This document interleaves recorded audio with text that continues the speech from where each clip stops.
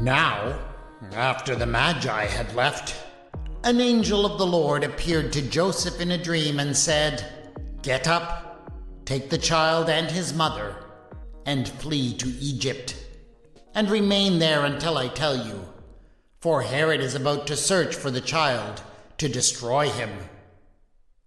Then Joseph got up, took the child and his mother by night, and went to Egypt, and remained there until the death of Herod. This was to fulfill what had been spoken by the Lord through the prophet, "Out of Egypt I have called my son." When Herod saw that he had been tricked by the Magi, he was infuriated, and he sent and killed all the children in and around Bethlehem who were 2 years old or under, according to the time that he had learned from the Magi. Then what had been spoken through the prophet Jeremiah was fulfilled. A voice was heard in Ramah, wailing and loud lamentation, Rachel weeping for her children. She refused to be consoled, because they are no more. We live in a modern age of social media, which means that anyone, if they choose to do so, can share their innermost thoughts with the whole world. And some celebrities and leaders do actually choose to do that. But with ancient people, you don't get those deep personal insights. We don't get them with a fascinating character like Herod the Great. But what if we were to discover a cache of posts by someone like him? Just think what insights we might get into what motivated such a man. This is Retelling the Bible.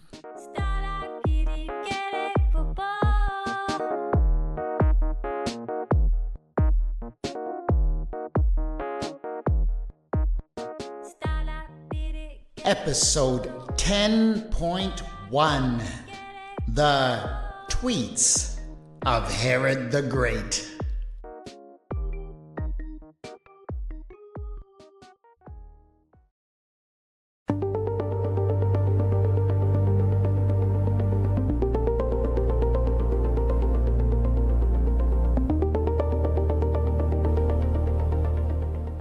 King Herod was convinced that he was the greatest king who had ever ruled over the people of Israel. But he had been king for over 30 years now, and there was no way around the fact that he was getting older. He was already in his late 70s. Where had the time gone? And he was starting to show his age. He was retaining fluids. He fell asleep in meetings. And his mind was just not as sharp as it used to be. At least, that's what people were saying. There were reports about it all over social media, by which I mean people talking to other people in social interactions. Herod insisted that all of this was fake news. He was particularly upset that everyone was talking about such things rather than how great he was and how wonderful all his accomplishments were. This was not right. He had to do something to make Herod great again. And so, Herod decided to employ his own private social media system to get his truth out. He had his slaves print out his thoughts on little slips of parchment, and then he sent them out in the hands of his servants to proclaim to the populace. There were, to be honest, thousands upon thousands of these posts. Sometimes Herod would be up all night dictating them, but they were all thought to be lost to history. Until recently, when a few of these long-lost texts were discovered in a trash heap at Herod's palace at Masada. And these texts have given us an incredible insight into the twisted mind of an ancient authoritarian.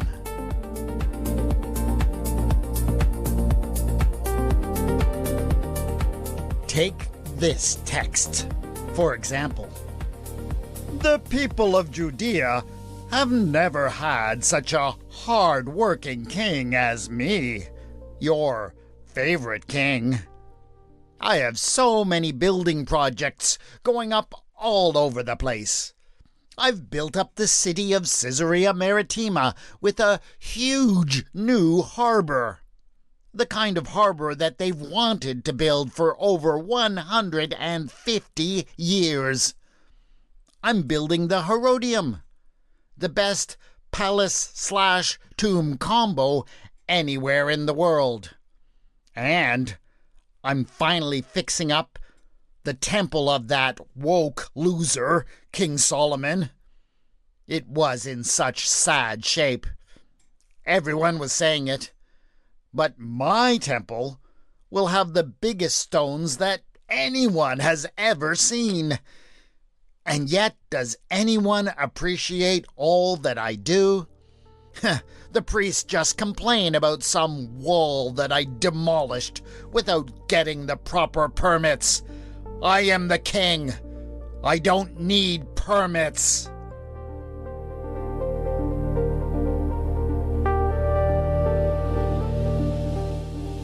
Yes, the collected posts of King Herod the Great contained a great deal of such material, so I won't become repetitive by reading it all. But in the years just before his death, Herod's posts definitely took on a more, let's say, paranoid turn. Take this post, for example.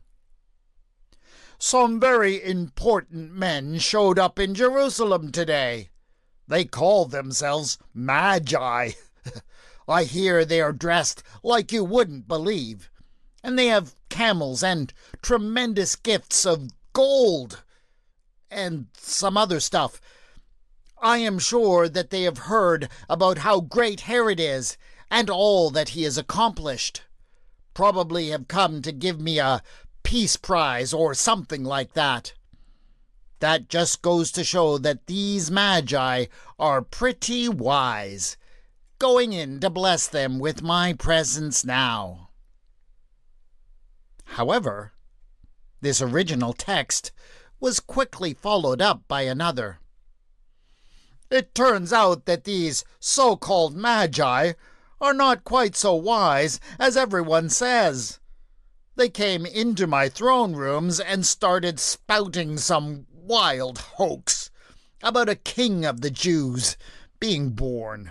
A king, mind you, who has nothing to do with Herod or his family. They have obviously been influenced by my many treasonous enemies here in Judea. Going now to consult with my Department of the Law about who we can prosecute for this terrible crime against my kingdom.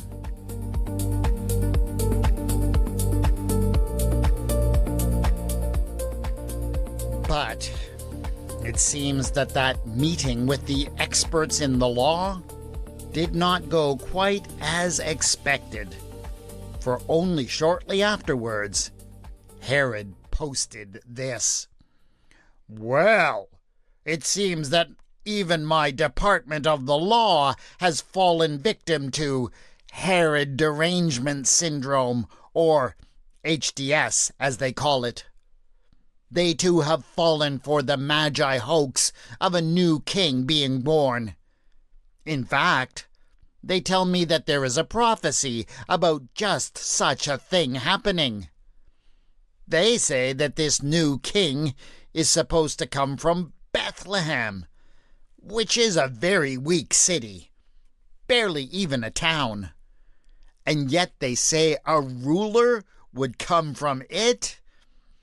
Anyways, as soon as I heard that, I knew that somebody was starting a new hoax. The Bethlehem hoax, I call it. But Herod is too smart for these people.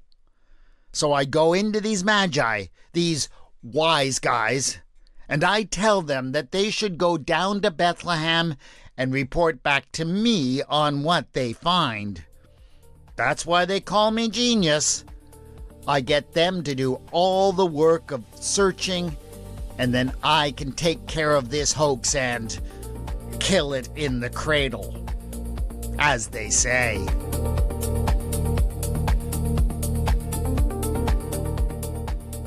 Sometime afterward, the posts indicate that Herod felt disappointed by the Magi. Can you believe these so-called wise men? They are a total disgrace.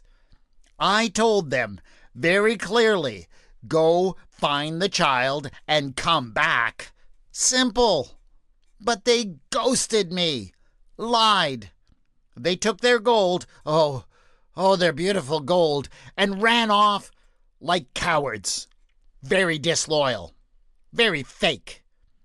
They were supposed to help me worship the child, but instead, I hear that they listened to a dream. A dream! Not even a real person. Total setup. Deep state nonsense. And then, well, I am sad to say that the posts take on a very dark turn as Herod rages in his sense of betrayal. The fake Magi betrayed me. Said they'd return with info on the so-called King of the Jews. Very dishonest. But Herod cannot just forget about this. Their fake story about a child born in Bethlehem, some kind of Messiah, is a dangerous idea and a threat to national security. We can't allow radical elements to destabilize Judea. I've made this kingdom the hottest country in the world. Made the temple great again. And now this? Baby uprising? I am consulting with my Secretary of War about taking strong action to protect the kingdom. No threats to the throne. No Magi-backed kings. We will restore order and crush the chaos.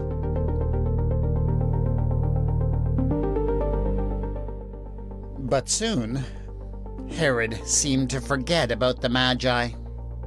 Perhaps they somehow managed to leave the country without him knowing. That is when he turned his attention to a new and unexpected foe. A lot of people don't realize this, but the children of Bethlehem are a danger to our kingdom. I'm talking about the ones who are 2 years old or less. They bring absolutely nothing to this kingdom. In fact, they are little better than garbage. And because they live in Bethlehem, they are probably victims of the whole woke idea that someone from there could be born a king. Something definitely needs to be done about this whole situation.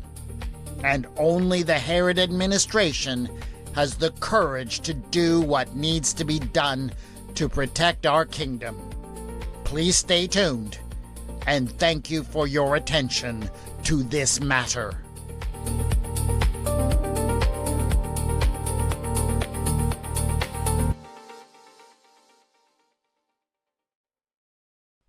It seems very unlikely that King Herod the Great ever ordered the slaughter of the children in Bethlehem that is recorded in the Gospel of Matthew.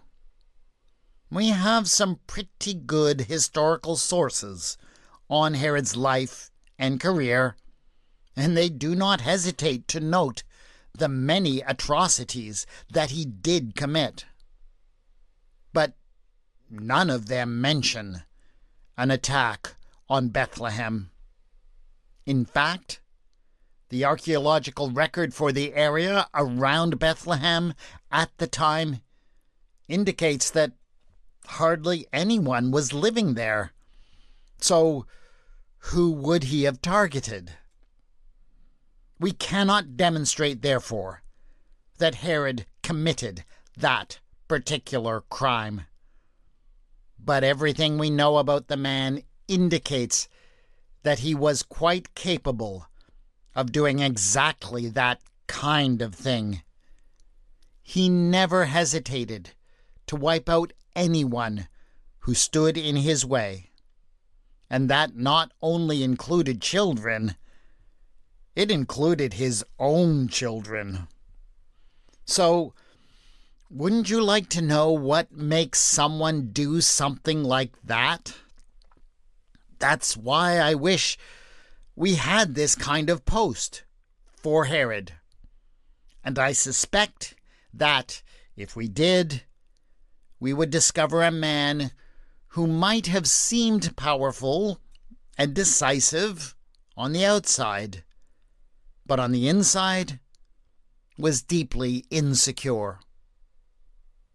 Those who have the power that enables them to lash out against anyone they choose, and who choose to use that power, are afraid.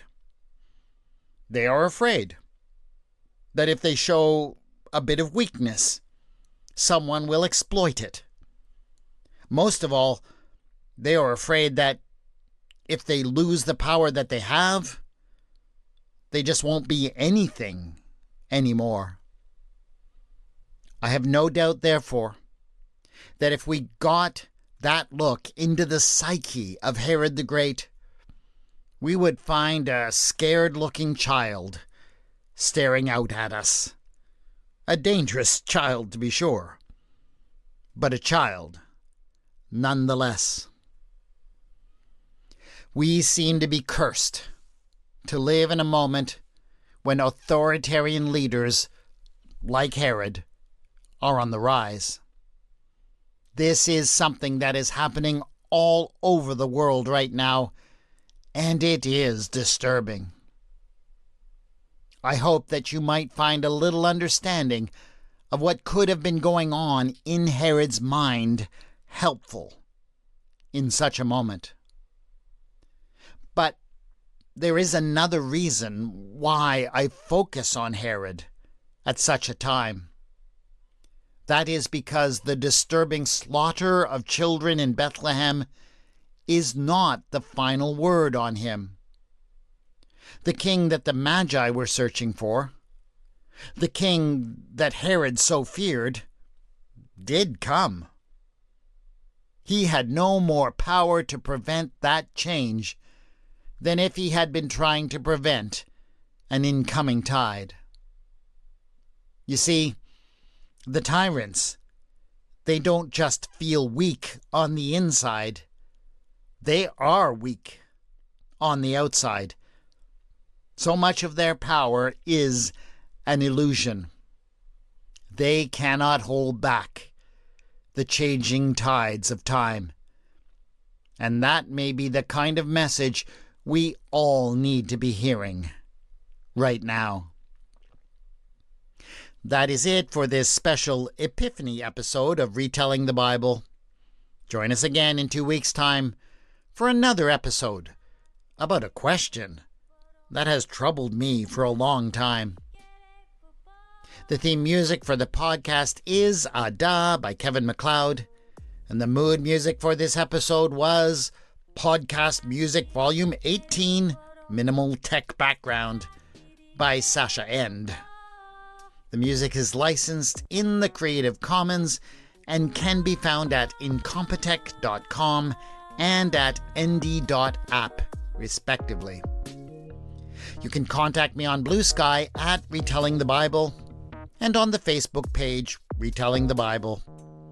Show notes have been posted at retellingthebible.wordpress.com. A special shout out to my Patreon supporters at the beginning of a new year. Thank you for your support. Go to patreon.com/retellingthebible to join them in supporting this podcast. This is Retelling the Bible, and I have been your storyteller, W. Scott McCandless.